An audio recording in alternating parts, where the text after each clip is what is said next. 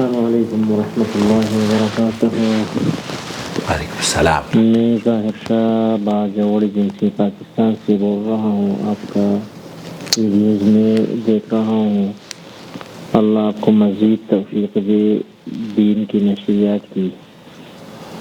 محمد عاقل بھائی، میرا ایک سوال ہے. ادھر جو احناف ہے، مقلدین ہیں، وہ یہ بات ہر وقت میں کرتے ہیں کہ اب سعودی کی جو علماء ہے وہ بھی مقلد ہے. امام احمد رحمہ اللہ یعنی وہ بھی مقلدین ہے. جو مشہور علماء ہے السدیس سے اور بھی ہیں مکے اور مدینے کے. آیا یہ بات درست ہے یا ایسے جھوٹ ہے؟ اس کی تھوڑی وضاحت کریں. اگر آپ کسی عالم سے یہ وضاحت سماعت فرمائے تو آپ کا بہت شکریہ. اور اگر نحمدہ ونصلی علی رسولہ الکریم، اما بعد، اس سے پہلے کہ میں آپ کے سوال کا جواب دوں، آپ سے یہ کہوں گا یا میرے ہر ویور سے یہ کہوں گا کہ جب آپ سوال کریں تو تھوڑا سا لاؤڈ بولیں. آپ کا سوال بالکل بہت ہی سلو آپ بول رہے ہیں. اللہ آپ کو ہمت دے. اتنا اہم ترین سوال تھا، آپ نے اپنی آواز کو پست رکھ کے اس کی اہمیت کو میرے خیال سے کم کر دیا ہے. بہرحال آپ یہ جاننا چاہ رہے ہیں، شاید میرے ویورز کی سمجھ میں نہ آیا ہو. بھائی یہ کہہ رہے ہیں کہ احناف کا دعویٰ یہ ہوتا ہے، بلکہ مفتی طارق مسعود اور دیگر علماء اور مشائخ بھی یہ کہتے ہوئے سنائی دیتے ہیں کہ جناب سعودی عرب کے جو علماء ہیں وہ تو حنبلی ہیں، حنبلی المسلک ہیں، اور ان کے یہاں تو یہی مذہب رائج ہے. شیخ صاحب شیخ عبد الرحمن سدیس کے بارے میں بھائی یہ جاننا چاہ رہے ہیں کہ ان کا مذہب کیا ہے سعودی عرب میں. آپ کو سماحت شیخ عبدالعزیز بن باز مفتی مملکت سعودی عرب کا مسلک اور مذہب اور اتباع مذاہب کے بارے میں ان کی کیا رائے ہے وہ بھی آپ کی خدمت میں پیش کروں گا. اور اس سے پہلے میرے چینل پر ایک ترجمہ میں نے کیا تھا آج سے 20 سال تقریباً پہلے، پیغام حرم، خطبہ ہے شیخ عبد الرحمن سدیس کا حرم مکی کے ممبر پر کھڑے ہو کر. انہوں نے کیا کہا اپنے مذہب کی نمائندگی کرتے ہوئے، انہوں نے کیا کہا یہ آپ بعد میں سنیے گا. پہلے میں یہ بتا دوں کہ یہاں کے جو اب ولی العہد ہیں شہزادہ محمد ابن سلمان حفظہ اللہ، انہوں نے بھی اس بات کا اقرار کیا کہ ہمارا دستور قرآن و سنت ہے، قرآن و سنت تھا اور قرآن و سنت رہے گا. تو اس ضمن میں بہت ساری غلط فہمیاں بیان کی جاتی ہیں. سعد الشتری جو موجودہ دور کے بڑے عالم ہیں، ان کی گفتگو بھی میں اگلی ویڈیو میں آپ کی خدمت میں پیش کروں گا، کیونکہ ایک صاحب نے اور مجھ سے سوال کیا ہے. ابھی آپ سنیے شیخ عبد الرحمن سدیس اپنے بارے میں کیا کہہ رہے ہیں. یہ سفیان الثوری رحمۃ اللہ علیہ کے بارے میں وہ ترجمہ ہے جو کہ میں نے خود ریکارڈ کر کے نشر کیا تھا، اور بلکہ پوری دنیا میں سعودی ایمبیسیز نے بھی اس کو ترجمہ کر کے اور اس کی آڈیوز بنوا کے تقسیم کی تھیں. العلم بالآداب. وكان الإمام عبد الله بن الإمام أحمد رحمه الله كثيرا ما يتمثل قول أبيه: دين النبي محمد أخبار، نعم المطية للفتى الآثار، لا ترغبن عن الحديث وأهله فالرأي ليل والحديث نهار، ولربما جهل الفتى سنن الهدى والشمس بازغة لها أنوار. اس کا ترجمہ بھی میری آواز میں آپ سن لیجئے. امام احمد بن حنبل کے صاحبزادے امام عبداللہ اپنے والد ماجد کی اشعار عموماً دہرایا کرتے تھے کہ نبی کریم صلی اللہ علیہ وسلم کا دین تو احادیث ہی ہیں، اور احادیث جوان مردوں کی بہترین مواصلات ہیں. حدیث اور اہل حدیث سے کبھی بے رخی نہ کرنا، کیونکہ رائے اور قیاس رات کی تاریکی ہے جبکہ حدیث دن کی روشنی ہے. تاہم بعض لوگ حدیث کے آفتاب کی روشنی کے باوجود رائے پسندی کی وجہ سے سنن ہدایت سے ناواقف رہتے ہیں. وقال الامام ابو حنیفہ رحمہ اللہ، سن لیجئے کان کھول کر کہ امام ابو حنیفہ رحمۃ اللہ علیہ کا فرمان مسجد حرام مکۃ المکرمہ سے یہ بار بار نشر ہوتا رہتا ہے. اذا جاء الحديث عن رسول الله صلى الله عليه وسلم فعلى الراس والعين، واذا صح الحديث فهو مذهبي. وقال مالك: ما منا الا راد ومردود عليه الا صاحب هذا القبر عليه الصلاه والسلام. وقال الشافعي رحمه الله: متى رأيت عن رسول الله صلى الله عليه وسلم حديثا صحيحا فلم آخذ به فأشهدكم أن عقلي قد ذهب. يا الله. وقال رحمه الله: أجمعت الأمة على أنه من استبانت له سنة رسول الله صلى الله عليه وسلم لم يكن له أن يدعها لقول أحد من الناس كائنا من كان. الإمام أحمد رحمه الله: عجبت لقوم عرفوا الإسناد وصحته يذهبون إلى قول سفيان والله عز وجل يقول: فليحذر الذين يخالفون عن أمره أن تصيبهم فتنة أو يصيبهم عذاب أليم. وقال مجاهد في قوله تعالى. یہ تمام ائمہ ہیں، بڑے ائمہ ہیں جن کے اقوال پیش کر رہے ہیں شیخ عبد الرحمن سدیس. فإن تنازعتم في شيء فردوه إلى الله والرسول. قال الرد إلى الله الرد إلى كتابه والرد إلى الرسول الرد إلى السنة. وفي الصحيحين أن رجلا قال لعبد الله بن مغفل رضي الله عنه حينما حدث عن رسول الله صلى الله عليه وسلم نهيه عن الخلق قال الرجل: وما بأس هذا؟ فقال: أحدثك عن رسول الله صلى الله عليه وسلم وتقول هذا؟ والله لا أكلمك أبدا. ونحوه عن عبادة بن الصامت رضي الله عنه فقد قال في مثل هذا: والله لا يضلني وإياك سقف واحد أبدا. الله أكبر. اللہ اکبر. سن لیجئے، هذا هو منهج السلف الصالح. یہی وہ منہج ہے جو سلف صالح کا منہج ہے، اور اسی منہج پر سعودی عرب کے بادشاہ، حکمران، علماء اور باشندے سب اسی پر گامزن ہیں. تعظیم کتاب اللہ سنت و رسول صلی اللہ علیہ وسلم. آج ہماری امت کا کیا حال ہوا ہے؟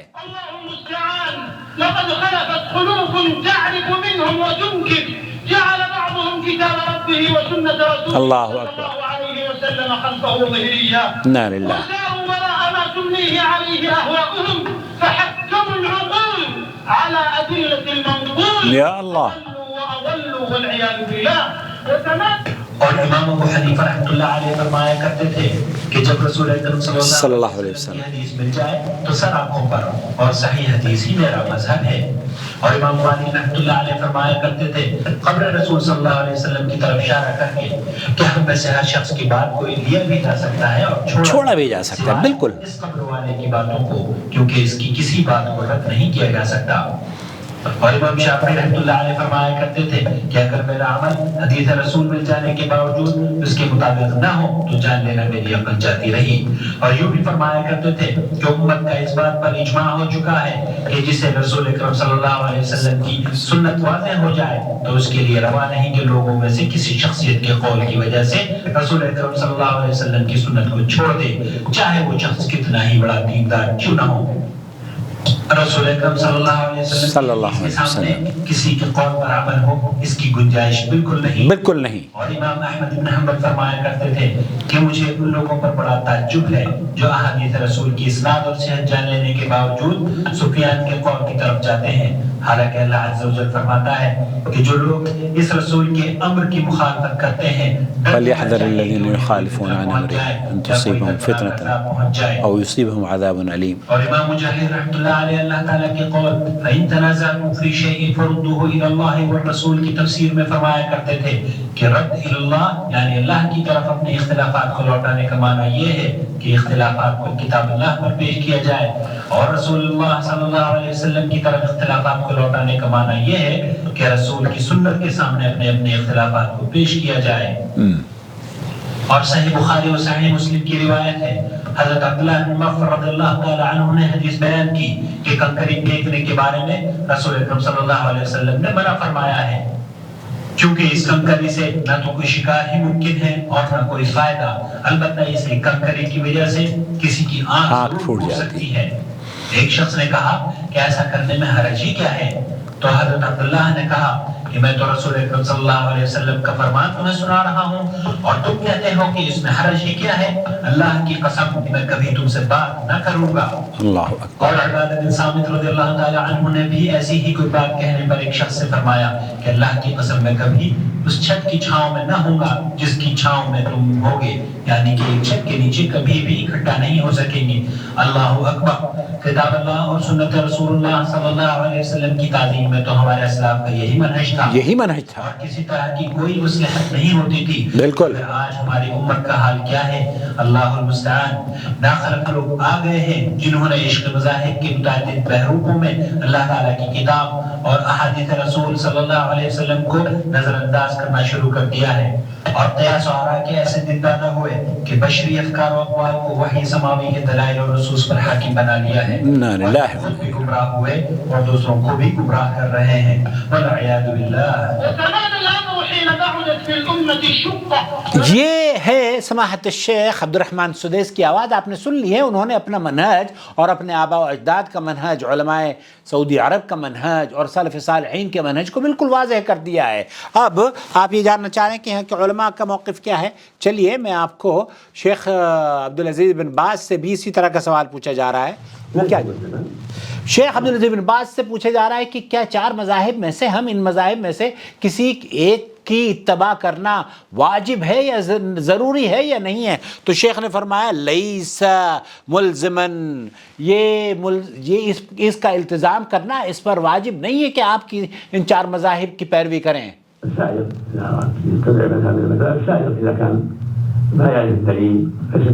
آپ کے پاس اگر دلیل نہیں ہے، قرآن و سنت آپ کی سمجھ میں نہیں آتا، تو ان مذاہب سے آپ علم حاصل کر سکتے ہیں، لیکن یہ کہنا کہ ایک مذہب کو متعین مذہب کو آپ فالو کریں اور دوسرے کو چھوڑ دیں اور تیسرے کو چھوڑ دیں، تو شیخ فرما رہے ہیں کہ ان جتنے ائمہ کا نام شیخ عبد الرحمن سدیس نے لیا ہے نا، ائمہ ہیں، مجاہد ہیں، اور شیخ امام ابو حنیفہ رحمۃ اللہ علیہ ہیں، امام مالک ہیں، اور دیگر ائمہ گزرے ہیں مسلمانوں کے، ان تمام کے افکار سے ہمیں فائدہ حاصل کرنا چاہیے، ان کی تعلیمات سے اپنے دین اسلام کی فہم حاصل کرنا چاہیے، لیکن انہی کے مذہب کو مان لیں اور انہی کی اقتداء کرنا شروع کر دیں، یہ تو نہ اللہ نے اس کا حکم دیا ہے نہ نبی کریم صلی اللہ علیہ وسلم نے اس کا حکم دیا ہے۔ لہذا یہ بات بالکل ضروری نہیں ہے کہ آپ ان چاروں مذاہب میں سے کسی ایک مذہب متعین کی پیروی کریں، بلکہ چاروں سے استفادہ لیں، چاروں سے علم سیکھیں، اور ہر اس چیز کو جو قرآن و سنت سے متصادم نظر آتی ہو چھوڑ دیں۔ آپ اللہ اور اس کے رسول صلی اللہ علیہ وسلم کی اتباع اور فرمانبردار بنیں، کیونکہ اسی میں امت کے لیے خیر ہے، اور اللہ تعالیٰ نے قرآن کریم میں یہی فرمایا ہے کہ اللہ تعالیٰ نے جو تمہارے لیے بھیجا ہے اس کی پیروی کرو نا۔ پیروی کس چیز کی جاتی ہے؟ اللہ اور اس کے رسول صلی اللہ علیہ وسلم کی۔ ائمہ اربعہ یہ تو سن 100 ہجری کے بعد وجود میں آئے ہیں، اور ان کے مذاہب شیخ سعد شطری یہ کہہ رہے ہیں کہ ان کے مذاہب تو 250-300 سال کے بعد بنے ہیں۔ تو اب آپ ایک ایسی چیز کو اپنی زندگی کا لازم اور ملزوم سمجھ بیٹھے ہیں جو کہ 250 سال کے بعد مرتب کی گئی ہو۔ امام ابو حنیفہ رحمۃ اللہ علیہ کے شاگرد خود یہ کہتے ہیں کہ یہ 250 سال تک مذہب نام کی کوئی چیز نہیں تھی، بلکہ امام ابو حنیفہ رحمۃ اللہ علیہ کس کی پیروی کیا کرتے تھے؟ کس مذہب پہ تھے؟ کس امام کی پیروی کرتے تھے؟ ان چاروں ائمہ بھی ایک دوسرے کی پیروی نہیں کیا کرتے تھے۔ تو اس لیے یہ کہنا کہ سعودی عرب کے علماء یا سعودی عرب کے امام کعبہ شیخ عبد الرحمن سدیس کسی معین مذہب کے پیروکار ہیں، شیخ عبد الرحمن سدیس کہتے ہیں کہ نہیں، قرآن و سنت کی پیروی ہم پر لازم ہے، واجب ہے، اور ہم اسی کی دعوت دیتے ہیں۔ میری خود شخصی طور پر جب میری بات ہوئی، میری ملاقات ہوئی شیخ عبد الرحمن سدیس سے، اور میں نے ان سے سوال کیا، اس کا تفصیلی انشاءاللہ کسی آڈیو میں یا کسی ویڈیو میں نقل کروں گا، لیکن انہوں نے یہی کہا کہ آپ دیوبندی ضرور ہیں، لیکن دیوبندی ہونے کے باوجود آپ اگر قرآن و سنت پر عمل نہیں کرتے تو پھر آپ گمراہ ہیں۔ لیکن اگر آپ دیوبندی ہیں اور قرآن و سنت پر عمل کرتے ہیں، بریلوی ہیں قرآن و سنت پر عمل کرتے ہیں، دہلوی ہیں، لاہوری ہیں، فیصل آبادی ہیں، اسلامی ہیں، یا کوئی بھی ہیں، لدھیانوی ہیں یا تھانوی ہیں، اگر قرآن و سنت پر عمل کرتے ہیں تو آپ حق پر ہیں، لیکن اگر قرآن و سنت پر عمل نہیں کرتے تو پھر آپ گمراہ ہیں۔ اللہ تعالی ہمیں اس گمراہی سے محفوظ فرمائے اور ہمیں قرآن و سنت پر عمل پیرا بنائے۔ اور بہت خیال رکھیں اور اس ویڈیو کو دیکھنے کے بعد اپنی رائے ہمیں کمنٹس کے ذریعے ضرور پیش کریں۔ بہت شکریہ آپ کے اس سوال کا۔ سوال تھوڑا سا لاؤڈ بھیجتے تو بہت چار چاند لگ جاتے۔